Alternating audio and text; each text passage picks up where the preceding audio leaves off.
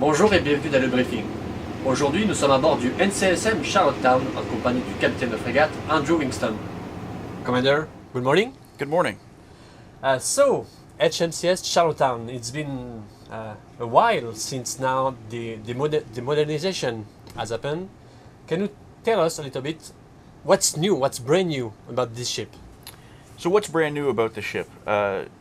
We've changed all our sensors, which is, in layman's terms, all our radars.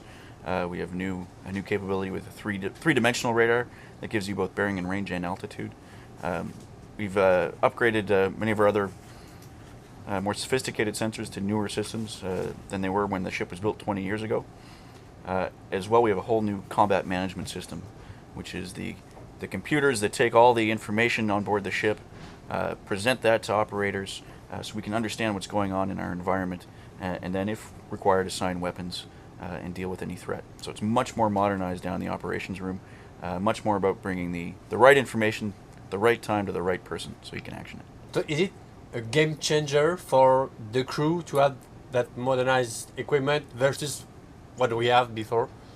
Certainly what we had before was quite good, and our operators knew how to use it well, but this just brings it to the next level. Again, higher fidelity of information, easier for the operators to use, better displayed, and then better to act on that information. So, and the crew was trained to do their work on this new equipment, I assume. That's right. Yeah. So the crew that I have right now, although some of the more senior members of the crew are familiar with the older systems, a lot of the junior ones know nothing but the new system. So they're really becoming our experts that we go to. Okay. So, and after the modernization happened 2 years ago, I think, 2.5 years ago, the preparation for this mission arrived. What is the preparation we do to train and to deploy? Right. So a usual cycle takes about a year to get a ship out of a dry dock, if you will, or out of a large maintenance period, and then to high readiness, ready to deploy. And it starts off with, basic training about getting the ship to sea, basic navigation, being able to do, basic search and rescue, that kind of thing. A lot of sea trials to make sure all our systems are working properly as they should, identified any bugs that might be in the system. And as you can imagine, we're integrating a huge amount of information. So making sure that all that integration is happening correctly. So when that fused information picture from all those sensors that I talked about come into that management system, it's all correct. So there's a lot of sea trials to go through to get that done. As well, we gradually step up the process, the training, to getting into more warfare capabilities, basic warfare capabilities, into more complex scenarios that we could be confronted with when deployed. And we go through a high readiness, we call a workups, which is about 4 weeks at sea. Very intense training that gets us, to a very high standard. And then finally, when we deployed, we still have 10 days of, we call it mission-specific readiness training that really focuses on what we think we're going to see, or the worst-case scenarios that we're going to see on our operation. And we did that on our way to the operation after we left Halifax, on our way to the Mediterranean. So it's a huge amount of work, both technically to get the ship ready to go, as well as the amount of training that has to happen to bring the team together. Because the team, you have a mix of juniors and seniors. Seniors already know that kind of stuff, but we need also to train those juniors. That's right. Absolutely. We've got to train those junior people and the senior guys too. This might be the first time that they're in a that supervisory position. Certainly, it's my first time as captain, and there's lots of lessons learned there, and it's lots of things for me to learn as well. And so, lots of us are learning new things as we go forward in that training program. So, what did you learn as captain, brand new captain? What did I learn? What didn't I learn is the question. So much. So it's a brand new captain. I mean, obviously you're confronted with the responsibility of being in command of the ship. In all my other previous appointments at sea, whether it was the executive officer or the second in command, or the operations officer or the navigator, there was always someone you could go to, on board the ship to ask for advice. And certainly when you reach for that phone that first day at sea to ask someone for advice and realize there's no one on the other end of it. You're alone. You're alone in some extent, on the ship, obviously. That's a bit of a wake-up call, and I've come to really enjoy it. The other thing that I think you learn is how smart your people are and how much responsibility you can give them, especially when you get trained up. When you have a trained and worked up team, they're really quite good at presenting me with solutions, full-fledged recommendations on how to counter any problem. That sometimes I feel my only job is to make sure the bow is pointing in the right direction and the crew takes care of the rest. Yeah, you're the captain, but you are at the head of a team, a good team, and you can rest on them. Yeah, I'm quite fortunate. I've got a great team on board here. I think setting standards, the captain sets the standards that you expect. Find ways to meet those standards. Help people meet those standards if they can't. And then once we get to that point, like I said, it feels like I just have to point to the ship in the right direction, and the team takes care of the rest. So, Operation Reassurance, you trained for Operation Reassurance. What was the specifics of the training for that mission? So, Operation Reassurance is a pretty broad-based mission. To provide reassurance to our NATO allies, demonstrate Canadians' resolve within NATO and the importance of Canada being in NATO. So a lot of what we did is just training to a very high standard our warfare capabilities that we always do, such that when we go and interact with other nations, whether it be in an exercise or in operations, that they realize that it's a professional, high readiness Canadian ship. Obviously, Canada is taking NATO very seriously, and we're demonstrating that by having a very professional, capable ship. We've been fortunate throughout our time in NATO, conducting a lot of exercises and operations, and we've been put in a leadership role in a lot of that stuff. And with all that training that we did before, we were capable not only to conduct operations as a single ship, but we've been able to do it. In charge of, several ships at once. Did you have a chat with the previous commander of the previous ship, who were assigned to reassurance?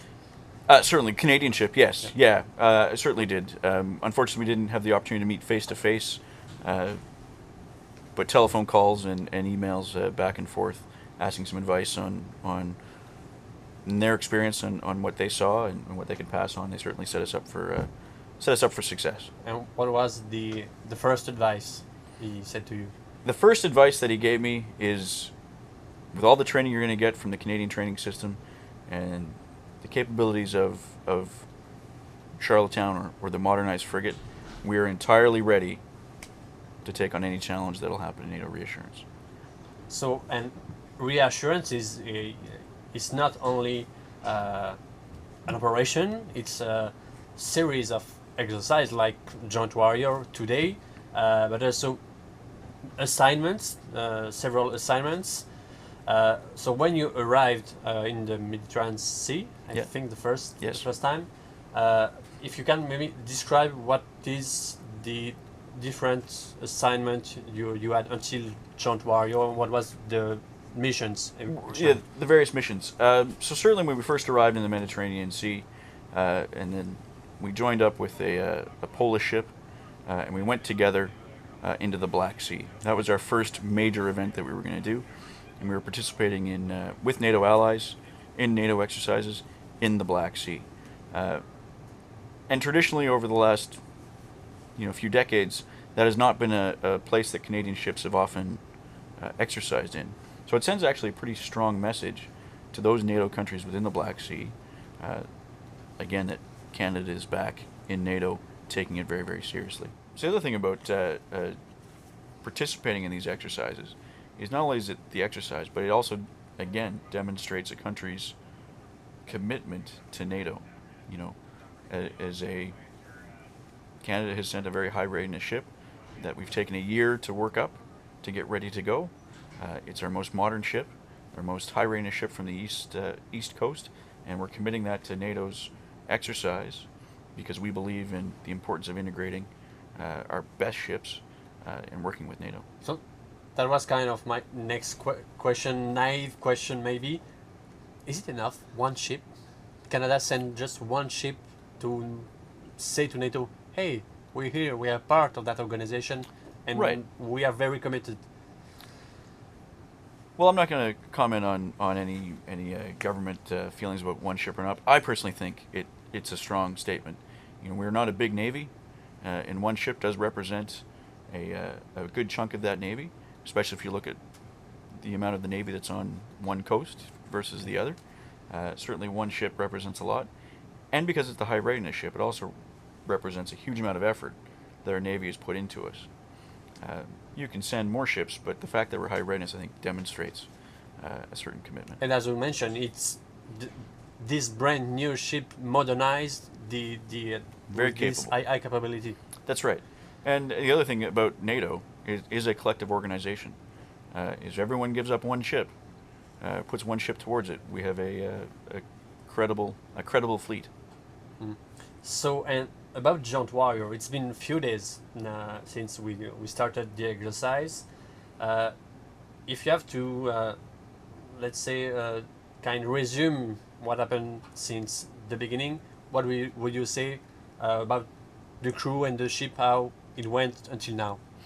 It's gone very well right until now. I have to say, considering the size of the exercise, the amount of ships, the amount of units, and the amount of coordination that has to happen, and communication that has to happen to make all that work. I've been really quite impressed, certainly with the NATO staff and people putting together the exercise, how well we've started out. And I'm really quite proud of the guys on board here. It's only been a couple of days, but they're really finding our way, and I think demonstrating to NATO that Canada remains to be a very, very capable and professional Navy. In your opinion, what is the most challenging aspect of the spectrum of operation for a ship like that? Is anti-submarine, anti-surface, anti-air? Everyone wants to pick an area of warfare to be the toughest part of which one's harder? Is it the missile? Is it the torpedo?